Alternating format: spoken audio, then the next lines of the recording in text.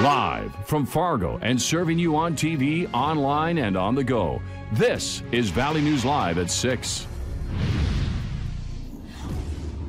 We begin tonight with breaking news. Emergency responders are still on the scene of a crash where a train hit a semi near Mapleton, North Dakota.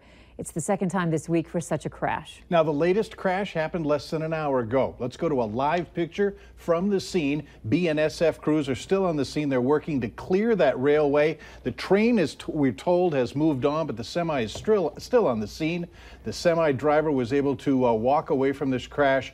No word about the extent of the driver's injuries. And as we said, we've just arrived on the scene. Stick with Valley News Live for updates on this story. It was Tuesday that a semi carrying a load of wheat was totaled when it was struck by a freight train in Wilkin County, Minnesota. The driver there escaped without serious injury. As I was looking at him, I decided, no, this isn't going to happen. So I says, why don't you stay calm and leave?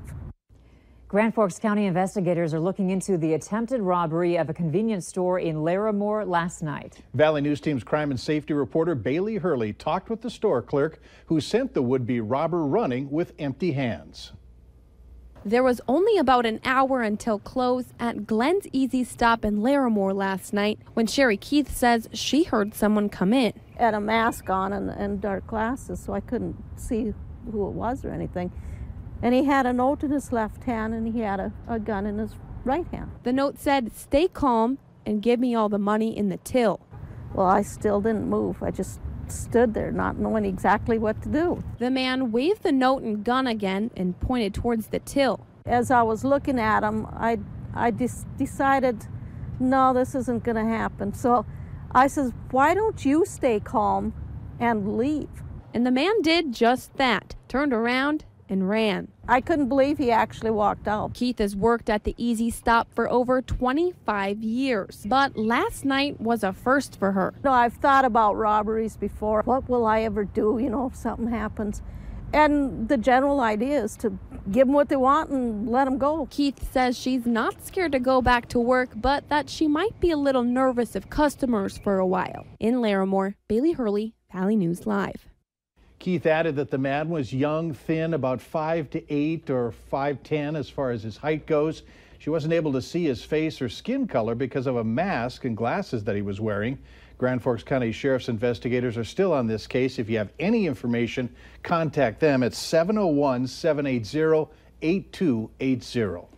A bit of a scramble for fire crews out in Glendon, Minnesota, as they dealt with a camper on fire. It happened around 3:45 this afternoon. Multiple crews from Glendon, Dilworth, and Clay County responded to the scene to help out.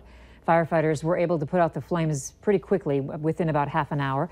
First responders say no one was hurt in the incident, which could have been worse if not for the quick thinking of witnesses. There were some individuals here that were able to come out and check that, to actually confirm that it was on fire. They took a backhoe and actually pulled it away from the building, so the structure wasn't in danger. It was very quick thinking on their part. There's no word yet on what caused the blaze, but the camper is a total loss. As Fargo wrestles over changing the way special assessments are handled, the Fargo-Moorhead-West Fargo Chamber of Commerce has come out against eliminating specials. Chamber President and CEO Craig Whitney says they acknowledge that special assessments are very high, but see it as poor public policy to seek their immediate elimination without studying all of the options. Fargo leaders recently moved to ease the burden on homeowners, going from a 50-50 split to having the public be responsible for 30%. A North Dakota man is facing 2 charges of disorderly conduct after he allegedly sexually propositioned people at local shopping facilities. Fargo police asked the public to identify the man in these photos. He is 50-year-old Lonnie Wyand of Minot. Fargo police say the charges have been filed with the Cass County State's Attorney's Office. Most of the attention of the storm team today has been outside of the Red River Valley. They've been watching weather rumblings to the west all afternoon. Let's find out what that might mean for us tonight. Hutch? Thanks so much, Mike. As we head through a quiet evening here in the valley, we did get a little bit of rain. Some places out in eastern North Dakota got a lot of rain yesterday, and some saw some weak funnel clouds and even some touching down, becoming tornadoes. This one defined as a land spout near the Pizik area last night. Lewis capturing that. Thanks for uploading your photo. We are seeing a few thunderstorms work their way into northeastern parts of North Dakota.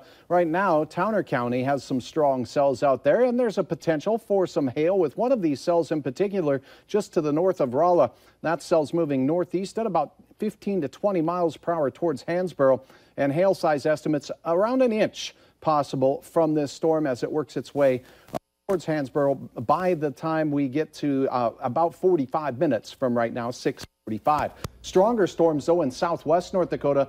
Numerous tornado warnings, a couple of confirmed touchdowns near Richardson. Tornado warning continues there. That could make its way into our western counties overnight. So enjoy a quiet evening. More thunder in the forecast both Friday morning and Friday night. I'll have details on all of that in a moment. All right, look forward to it. Thanks. You bet. A drug bust on I-94 in West Fargo netted 100 pounds of weed and landed one man in jail. During a routine traffic stop, officers requested a K-9 unit to come in, and the dogs found the drugs. 33-year-old Stephen Shipe from California is now facing drug charges. He's being held in the Cass County Jail. We have another construction alert for you drivers tonight. The I-94 on bridge on Cheyenne Street will close tonight from 8 p.m. until 6 a.m. Friday morning. This is to allow construction crews to safely demolish the bridges while impacting the least amount of drivers. After being severely hurt in a horrific head-on collision, a Minnesota state trooper is speaking out for the first time. Earlier this month, Sergeant Mike Krukowski was in his squad car when another driver veered off Interstate 35 near the Twin Cities and hit his vehicle head-on. The front of Krukowski's vehicle was completely smashed. He suffered a broken arm and broken bones in both feet in that crash. But now he is recovering. After looking at his destroyed squad car in the days after the crash, Krukowski believes the only reason he is alive today is because he was wearing a seatbelt. I've heard different reasons why people won't wear them, and it's uncomfortable, or, I'll be able to get that seatbelt on right away, moments before the crash. And I'll tell you what, you're not going to get that seatbelt on right before the crash.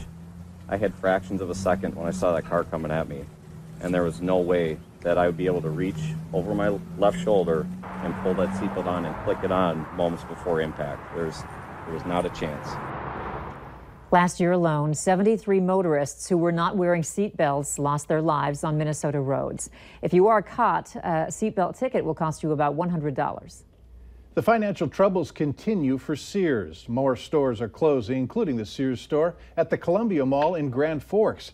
That store is set to close June 14th.